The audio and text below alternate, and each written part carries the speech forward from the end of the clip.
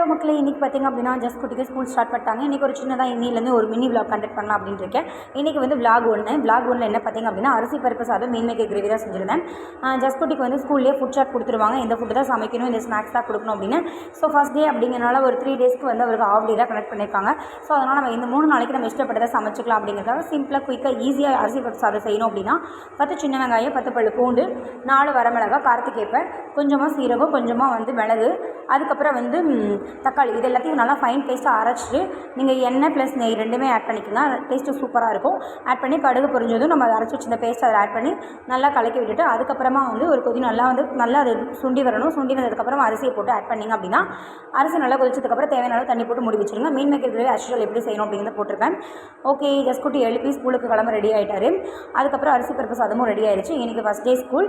So இனிமேல் daily நம்ம சேனலில் ஒரு மினி விளாக் வரும். தேங்க்யூ ஃபார் வாட்சிங். Tata bye bye. Next mini விளாக்ல பார்க்கலாம்.